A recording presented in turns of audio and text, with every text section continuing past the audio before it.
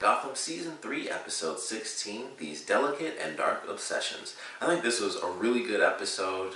This is actually the second, because on Mondays, DC has two shows that come on. One is Supergirl and the other is Gotham. I think they both had really great episodes this week. And this one did it definitely in a different way than Supergirl did. That was like a very emotional sort of thing. This did it where it was a lot to do. There was some emotion in there for sure, especially with Gordon's kind of sort of like a small journey in this episode of finding the truth out about his father to, by the end of the episode, actually killing his own uncle. Very interesting little journey for him in this episode. But I think Penguin had the best stuff. Once again, I think they did the greatest job with his character and what he's doing and where he's headed. And him, like, his constant fall and revival as like a villain within Gotham is always really well done. And now it's really weird, but he's kind of doing what he did before, which is really taking Fish Mooney's place, because now by the end of the episode he decides that he's going to work with Ivy, which I mentioned I was excited to see that. I think they did a great job with that because she is super freaking funny. I think this was the first episode where we really got to see Ivy as this sort of character, because the other episodes was like, yeah, she's kind of messing with guys and stuff and, getting in places and little stuff like that. But in this, we really get to see her kind of have fun. Like, she's got this whole estate, she's got the plans, and she's, she's laughing about being evil and silly stuff like that. Like when they're tied up and she starts yelling at the guy, and Penguin's like, you don't have to actually yell. She's like, I'm just getting caught up in the moment. And the whole episode, she's cool with people just dying in front of her and killing people. And I was like, I like this character. Like, I feel like they really got to show us what she's going to really be like. Because before it was like, yeah, she's being silly to Selena and stuff, but we never really got this is her with a brand new set of characters. This is the first time she met Penguin, or the first time they really interacted, because he'd been knocked out the whole time. And it's their first true interaction with each other. And then, the goons kind of coming in and her dealing with being captured by them, and then be like, I'm going to be fine, but you're going to be stuck here because you're not being nice to me. Little stuff like that, I think, did a great job to really show what her character is going to be like. She's going to be kind of on the level of Barbara, where it's she, just crazy and do whatever. But at the same time, she's still that kid, and you can see it because she's evil, but it's just on a more fun scale. For Barbara, it is fairly serious. She has fun with it, but it's pretty serious. When she beats that dude in the head with the stiletto, or she hits him at least once. I thought she was going to beat him, but she just hit him once. But for her, it's a bit more serious, and with Ivy, it's I don't have anything to really control. I'm just kind of in it and having some fun with it. So I love what we got to see of her character. Penguin, they did a great job with, where he's, once again, like I said, the constant fall and resurrection of what they do with his character, and now he's going into the next stage, which is still falling after Fish Mooney a little, because now, like I said, he's going to be controlling the group of freaks, so we're going to get to see Firefly and Freeze. Those are the two that were really prominent in the promo, so we might get to see some more. I know a couple people died during, Fish Mooney doing her thing with them, so we at least still get Firefly and Freeze, so I'm excited to see how that plays out in the next episode. But it was really good. So we had a lot of good stuff where he's he's pushing Ivy away constantly. Look, I got my actual friends here. We're not friends. You need to just get out of my way. You're not a fighter. Is pretty much, he just had no faith in her whatsoever. Of course, his buddy betrays him, and so he's like, crap, I'm being auctioned off. She gets busted, and so, of course, she proves that she's actually valuable, better in this situation than he could ever be with her perfume, and it changes the whole game. So now they're going to be buddy-buddy, which I mentioned before. I like that that's kind of how they're doing Penguin, where not only does he have this constant fall and rise, but he also continues to find himself just, there's a new villain in town, there's Penguin with him in some capacity. He was following under Fish Mooney, and he was, kind of involved in a lot of the crime stuff and trying to betray Fish and things like that. Then, of course, him and Ed ended up teaming up and becoming really good friends when he becomes mayor, and then that falls apart. And now he's, of course, with Ivy, and he's going to team up with the rest of the, the actual super villain characters. And they're going to go out and cause some chaos, and they'll be fighting the other villains. And then we have the Court of Owls on top, who apparently Ed finds out about by the next episode. So really looking forward to how that ends up playing out, because he teams up, of course, with Barbara and Tabitha. I don't know, I didn't recognize if Butch was actually in the promo. I would assume he's still there, because I don't remember. They broke up, but I think they were together. They may have broken up again. I forgot how that relationship is playing out. I really don't remember. Because everything worked out the way it was supposed to for Ed, where, of course, Penguin was the one that got busted, and Butch actually did live. So I don't really remember exactly where Butch is right now. But I'm still excited to see how that all plays out. So Ed knows about the Court of Owls, and he doesn't want them in control. So, they all team up, and then you have the Court of Owls doing their own thing, and now Penguin has his actual supervillain team. And so they're going to be going back into the city. Maybe, I would assume in the next episode, because they are in the promo and stuff. So maybe they just talk about it, and then we have to wait an extra episode before they all actually go back to Gotham, and then we have like this weird three-way war going.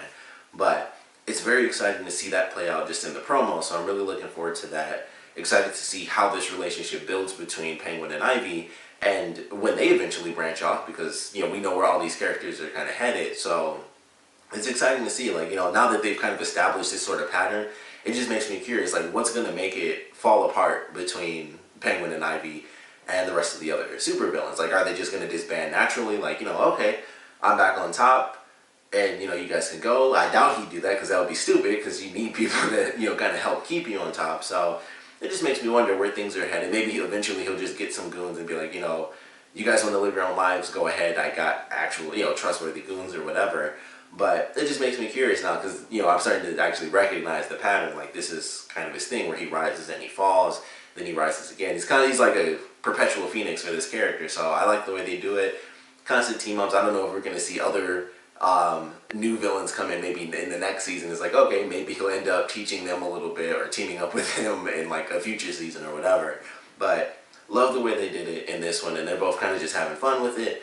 And we get to the end of the episode where Penguin's like, are you willing to kind of be loyal again? Of course, the guy gets on his knees and stuff. He's like, of course. So he has Ivy kind of test him, and that's when we get the truth. And he's like, I never respected you. I only feared you. No one respected you. We all just feared you.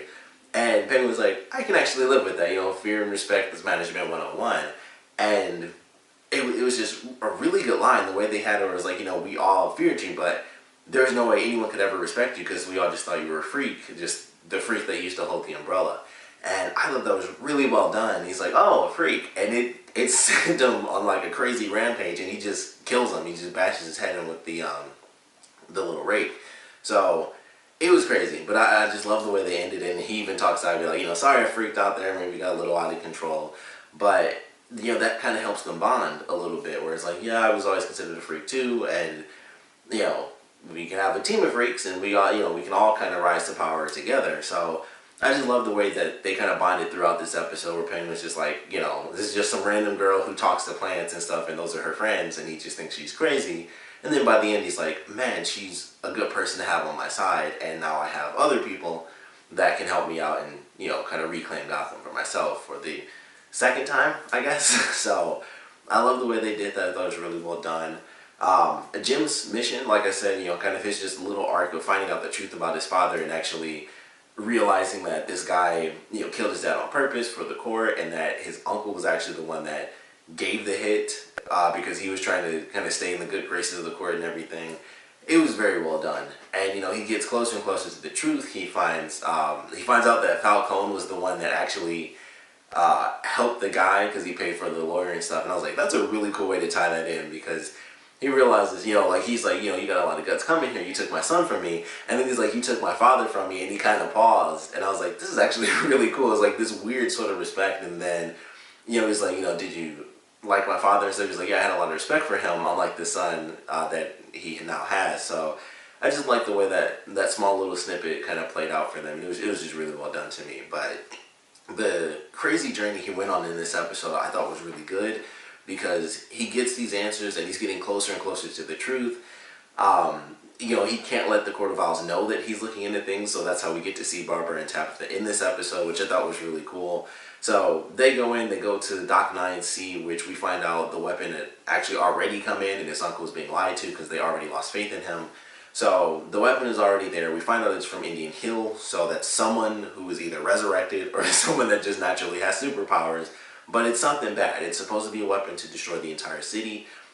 Based off of what Indian Hill did, I would have to assume it's actually a person. Maybe they can't die. Who knows how they're going to do this? I don't know. Honestly, the only thing I can think of logically from what they can do is pull off like a Solomon Grundy sort of deal, where it's like, holy crap, we have someone who's constantly resurrected, and he can't die, that sort of deal. Or, well, he can die, but he'll come back. So that's all I could think of as far as what Indian Hill did, where they made actual supervillains. That's the only thing I could really think of that would make sense. Otherwise, it would have to be like an actual weapon, like a bomb or something. But it was always people being genetically mutated and altered or resurrected in some cases. So I don't know. It's really hard to say what it could be, but and I don't think it's going to be Solomon Grundy, because that's just one of those things where it's like, I just don't think that'll be it. But that's all I got. If I'm going from Batman mythos, at least from Indian Hill and what they've given us from the show and the Batman universe, that's like the only logical thing I can think of. Like, he's basically immortal. If you kill him, he'll just come right back. He, kind of changes it up constantly. Like, sometimes he's stronger, sometimes he's smarter. It's kind of a cool thing with this character, actually. But that's all I really got. Other than that, it would have to be like a legitimate bomb or something like that. So I don't know where we're headed as far as what this mysterious destroy all of Gotham weapon is supposed to be, but I'm very excited to see how it all plays out. So I'm certainly looking forward to that. But the scene that they have when they're at the docks and this random dude comes in, and I mentioned this before because I thought it was in the promo, they make the Talons, they don't specifically call them that, but that's what they are. All the assassins that the Court of Owls, they're all called Talons. Every time they do it, I swear they look like Kato. Like, they're all dressed in, like, I swear to God, the Green Hornet outfit from, like, the old series. This guy was actually Asian, so I was like, I highly doubt it, because it wouldn't make any sense that it would suddenly be Kato. But I'm like, it just makes it, like, constantly, every time they show him, like, he's wearing, like, the gray mask and stuff. I was like, they could have made the mask, like, black, or, I don't know, something just totally different. But, like, every time I see any of these guys, they're dressed just like Kato. Like, that's all I think of. He came out and chopped a dude's head off, and I'm like, alright, they don't do that in the Green Hornet. But every time I see them, I'm like, all I think of is the Green Hornet. It just makes me want them, it just constantly makes me want to see the Green Hornet in this version of the show. It wouldn't make sense, because Green Hornet and Batman are the same age, so it couldn't be the Green Hornet. But it's like, every time I see them, I'm like, I just want Kato. I just want to see Kato and the Green Hornet show up somewhere. So, I don't know. But that was just something that popped into my head again. And this guy comes out, he's like dodging bullets and crap. And that was another thing, because I'm like, Kato, I mentioned this before, but Kato was played by Bruce Lee, so of course he was doing like the most insane stuff in the show.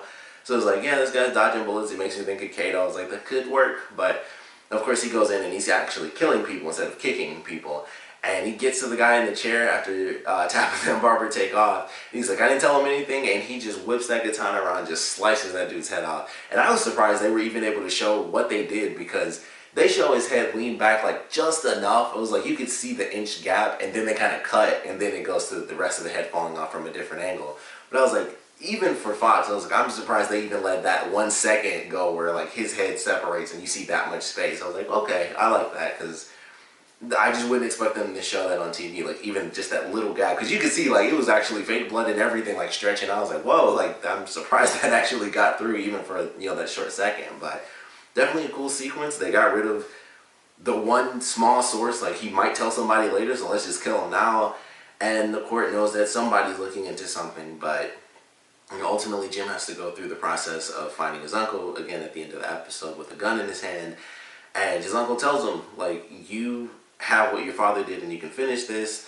That phone is going to ring. It's going to be his woman named Catherine, and I suggest you pick it up and talk to her. And then he kills himself in front of Jim. And it was just like, wow, that's a crazy freaking journey. And Jim goes there, and he goes there to kill him. I mentioned he killed him, but he technically went there to kill him, and then he watches him kill himself. So just a crazy moment. And he's at the gravesite for his father, and then of course he gets the phone call and he looks off, and now he's going to meet the Court of Owls. So I'm very excited for where we're headed. Bruce is still up in the mountains. I don't know how far that's going to go, but that was definitely some magic being introduced into this series.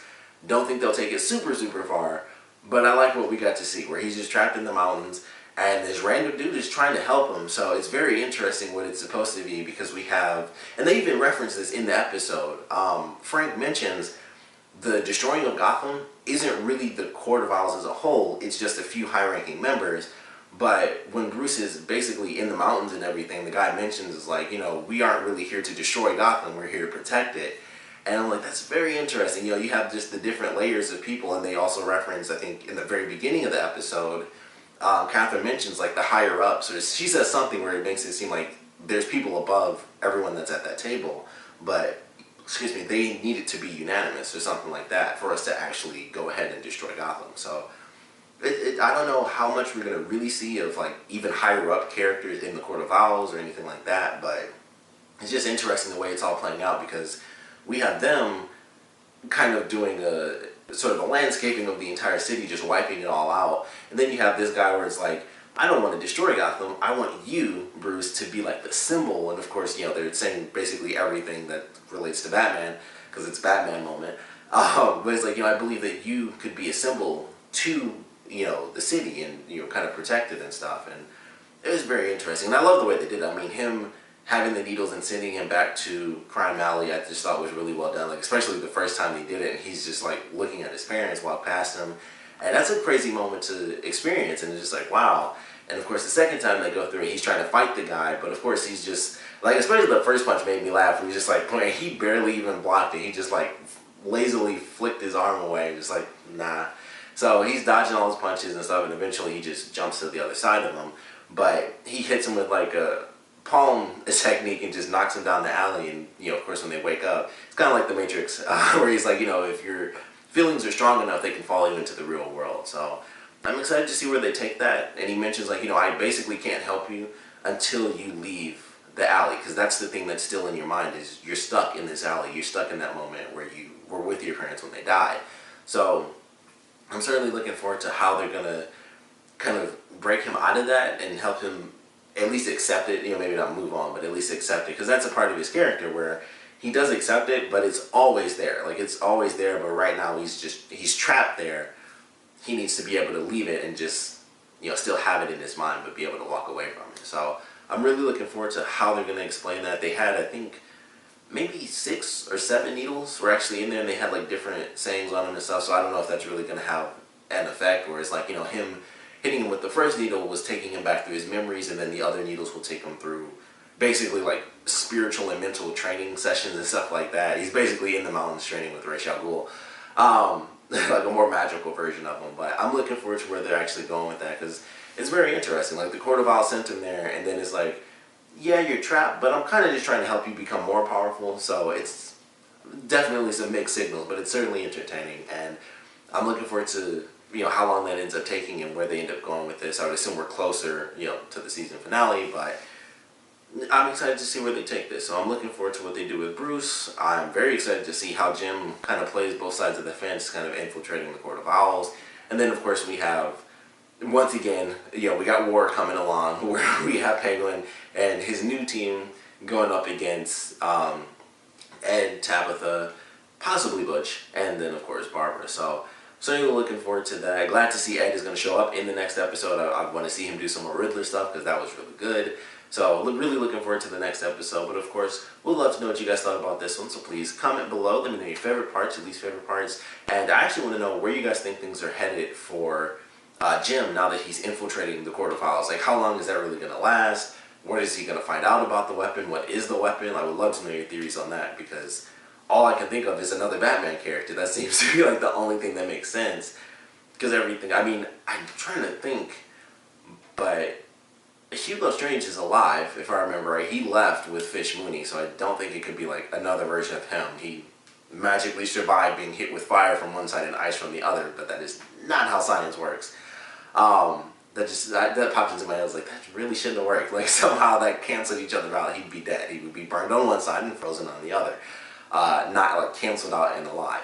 But I don't think it's his body, because they took off. Unless they do a thing where it's like, yeah, we actually captured him on the run, or, they got Fish Mooney and him and, I don't know, fused their body. Something crazy, I don't know. But I would love to know your theories on that and just where things are headed for Jim now that he's with the Court of Owls. And of course, I want to know what you guys thought about this episode in general. So please comment below, let me know, and thanks for watching.